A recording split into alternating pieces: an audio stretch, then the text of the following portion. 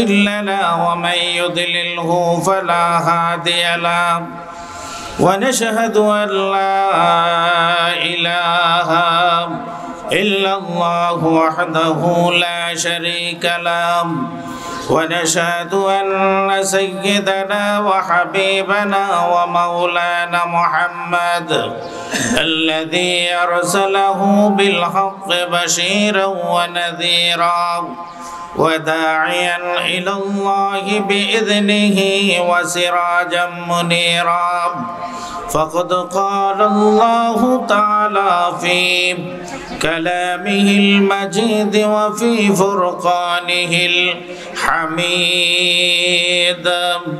أعوذ بالله من الشيطان الرجيم بسم الله الرحمن الرحيم إنا نحن نزلنا الذكر وإنا له لحافظون قال رسول الله صلى الله عليه وسلم إن الذي ليس في جوفه شيء من القرآن كالبيت الخريب أو كما قال عليه الصلاة والسلام وقال الله تبارك وتعالى في شأن حبيبه ومحبوبه مخبرا وآمرا إن الله وملائكته يصلون على النبي يا أيها الذين آمنوا صلوا عليه وسلموا تسليما اللهم صل على محمد وعلى آل محمد كما صليت على إبراهيم وعلى آل إبراهيم إنك حميد مجيد اللهم بارك على محمد وعلى آل محمد كما باركت على إبراهيم وعلى آل إبراهيم إنك حميد مجيد بلغ العلا بكماله كشف الدجى بجماله حسنت جميع خصاله صلوا عليه وآله نسیمہ جانب بطحا گزر کن زحو عالم محمد را خبر کن بلغ العلا بکماله کشف الدجى بجماله حسنت جميع خصاله صلوا عليه وآله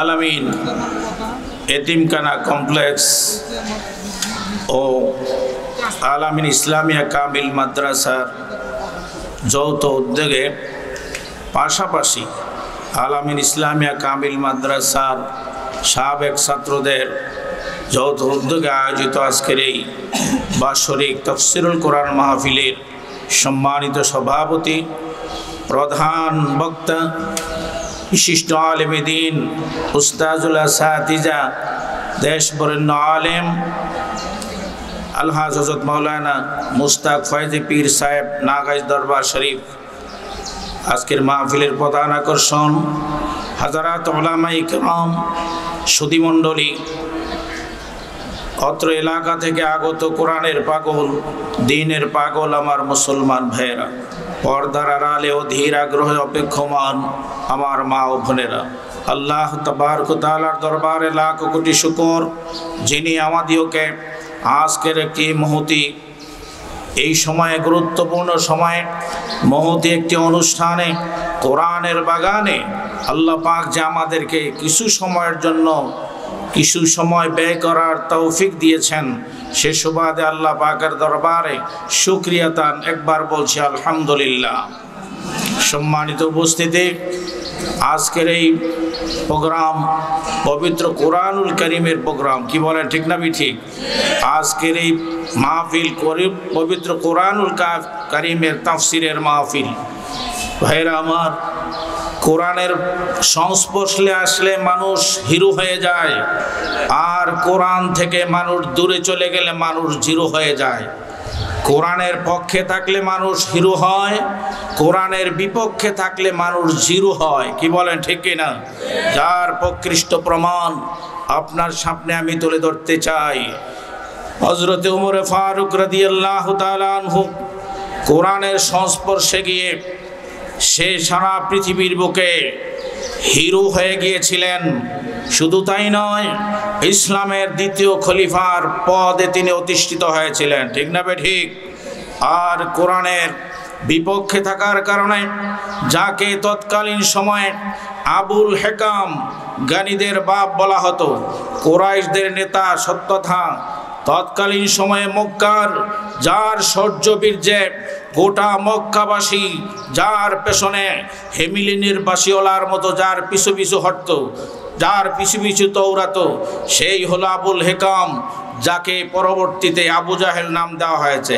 কথা বুঝে আসছে? সে আবু জাহেল, আবুল হেকাম রাসূল পাক সাল্লাল্লাহু আলাইহি ওয়াসাল্লামের আল্লাহর পক্ষ থেকে যে আনিত কোরআন নিয়ে এসেছেন, এই কোরআনের বিরুদ্ধাচারণ করার কারণে, কোরআনের বিপক্ষে তাকে অবস্থান করার কারণে, যদিও তাকে তৎকালীন সময়ে আবুল হেকাম বলা হতো, জ্ঞানীদের বাপ বলা হতো, কিন্তু কোরআনের বিরুদ্ধাচারণ করার কারণে, কোরআনের বিপক্ষে অবস্থান নেওয়ার কারণে যাকে পরবর্তীতে নাম দেওয়া হয়েছে আবু জাহেল, মূর্খের বাপ। আবুল হেকাম ছিল জ্ঞানীদের বাপ, অত্যন্ত জ্ঞানী ছিল আবু জাহেল, কিন্তু কোরআনের বিরুদ্ধাচরণ করার কারণে, কোরআনের বিপক্ষে অবস্থান করার কারণে তার নাম হয়ে গিয়েছে আবু জাহেল, অর্থাৎ মূর্খের বাপ। কার বাপ? মূর্খের বাপ। ভাইরা আমার, কোরআনের সপক্ষে হযরত ওমর ফারুক থাকার কারণে, যে ওমর ফারুক রাদিয়াল্লাহু তাআলা আনহুকে এই দুনিয়ার মধ্যে সে এমন এক জিরো ছিল। কেমন জিরো? রাসূল সাল্লাল্লাহু আলাইহি ওয়াসাল্লামের উপরে তখন আল্লাহর প্রতি সে ঈমান আনে নাই, রাসূল সাল্লাল্লাহু আলাইহি ওয়াসাল্লামের প্রতি তখনও সেই ঈমান আনে নাই, রাসূলের বিরুদ্ধাচরণ করেছে। সে দারুন নদওয়া বৈঠকে আবু জাহেল যখন ঘোষণা করলো, কে আছো এই মুহূর্তে, মুহাম্মদের কল্লা যদি এনে দিতে পারো 100 উট পুরস্কার দেওয়া হবে। সে আবু জাহেল দারুন নদওয়া বৈঠকে সেদিন উপস্থিত ছিল। সে আবু জাহেলের ওমর ফারুক রাদিয়াল্লাহু তাআলা আনহু সেই বৈঠক থেকে হাতের মধ্যে রাঙ্গা তরবারি নিয়ে দাঁড়িয়ে গেল। নেতাজি, আপনি জু হুকুম জাহাপনা, আপনি যদি অভয় দেন, আপনার কথার মধ্যে যদি আপনি অটল থাকতে পারেন, তাহলে আমি এক্ষুনি চললাম, সেই মুহাম্মদের কল্লা এনে আপনার সব দরবারে এসে উপস্থিত করব। সে আবু জাহেল বলল, ঠিক আছে, হুকুম নড়ে তো, হাকিম নড়ে তো হুকুম নড়ে না, যেটা বলেছি 100 উট পুরস্কৃত করাই হবে। সেই ওমর রাদিয়াল্লাহু তাআলা আনহু সে কি করলো, তরবারি নিয়ে দৌড়াচ্ছে। পথিমধ্যে তার বন্ধুর সাথে দেখা হয়ে গেল। বন্ধু জিজ্ঞেস করছে, ওমর, তুমি এমনি তো রাগী মানুষ, কোথায় যাচ্ছ? চেহারা তোমার টকবগে লাল হয়ে গিয়েছে, হাতে তরবারি দেখা যায়, কোথায় যাচ্ছ? কয়, আবু জাহেল আমাদের নেতাজি, সে ডিক্লারেশন দিয়েছে মুহাম্মদের কল্লা যদি এনে দিতে পারি 100 উট পুরস্কার দেওয়া হবে। কয়, কারণ কি? কয়, মুহাম্মদ সে নাকি আমাদের বাপ দাদার ধর্মের মুখে চুনকালি দিয়ে নতুন এক ধর্মের আবির্ভাব করেছে। কয়, তাই তো, সেটাই মুহাম্মদের দোষ? কয়, হ্যাঁ। কয়, আগে ভাই তুমি মুহাম্মদ সাল্লাল্লাহু আলাইহি ওয়াসাল্লামের কল্যাণের আগে নিজের ঘর সামলাও। কি করো? নিজের ঘর সামলাও। কয়, আমার ঘরের আবার কি সমস্যা? কয়, তোমার বোন ফাতেমা সেই মুহাম্মদ সাল্লাল্লাহু আলাইহি ওয়াসাল্লামের যে আনিত ধর্ম ইসলাম ধর্ম গ্রহণ করেছে। এই কথা শোনার পরে ওমরের মোটিভেশন চেঞ্জ হয়ে গিয়েছে। যাচ্ছিল রাসূল সাল্লাল্লাহু আলাইহি ওয়াসাল্লামের দরবারে রাসূলের কল্যাণের জন্য, কিন্তু পথিমধ্যেই তার বোনের খবর শুনে তার মোটিভেশন চেঞ্জ হয়ে গিয়েছে। সাথে সাথে সে রাসূলের দরবারে না গিয়ে তার বোনের বাড়ি রওনা হলো। সে বোনের বাড়িতে রওনা হচ্ছে, দৌড়াচ্ছে, বাড়ির কাছাকাছি গিয়ে ঘরের পাশে উপস্থিত হওয়া মাত্রই কি যেন একটা তেলাওয়াতের আওয়াজ শুনছিল, কোরআনের আওয়াজ। হযরতে ওমর তখনও মুসলমান হন নাই, তিনি থমকে দাঁড়িয়ে গেলেন, কিসের আওয়াজ শোনা যায়? সেই ওমরের বোন ঘর থেকে ঘরের মধ্যে তেলাওয়াত করতেছে, আউযু বিল্লাহি মিনাশ শাইতানির রাজিম, বিসমিল্লাহির রহমানির রহিম, তাহা মা আনজালনা আলাইকাল কুরআনা লিতাশকা। ভাইরা আমার, এই কোরআনের আওয়াজ যখন হযরত ওমরের কর্ণকুহরে পৌঁছে গেল, সেই কর্ণকুহরে পৌঁছার পরে ঘরে বকচট হয়ে ঢুকছিল, বোনকে মারতেছে, আচ্ছা তরে ভগ্নিপতিকে মারছে, কিন্তু কোরআন তেলাওয়াতের আওয়াজ যখন তার ভিতরে কানে চলে আসলো, হযরত ওমরের মনের গত্যন্তর চেঞ্জ হয়ে গেল। হযরত ওমর এখন বোনকে মারা বন্ধ করে দিল, বন্ধ করে দিয়ে কোরআন তেলাওয়াতের আওয়াজ শুনে তার হৃদয়ে পুরোপুরি চেঞ্জ হয়ে এবার রসুলের দরবারে যাচ্ছে।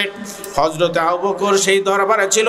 আবু বকর বললেন, ইয়া রাসূলুল্লাহ, ইয়া হাবিবাল্লাহ, ওমর আসতেছে খুব রাগান্বিত অবস্থায়, হুজুর কি করব? আপনি যদি অনুমতি দেন ওমরের গতিরোধ করব।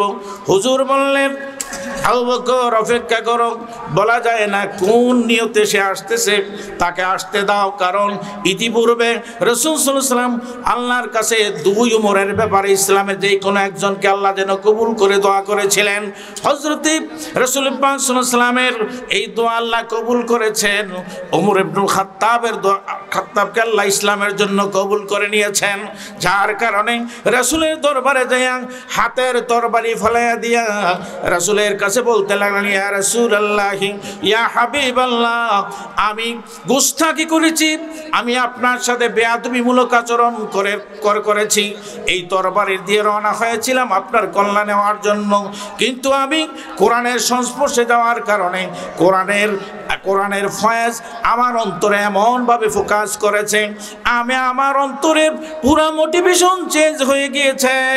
আপনার কল্যাণ নেওয়ার জন্য আমি এখন আর আসি নাই, এখন আসছি আপনার হাতে হাত দিয়ে আপনার আনিত ধর্ম কালিমাত বলার জন্য আমাকে পড়াইয়া দেন, লা ইলাহা ইল্লাল্লাহু মুহাম্মাদুর রাসূলুল্লাহ সাল্লাল্লাহু আলাইহি সাল্লাম।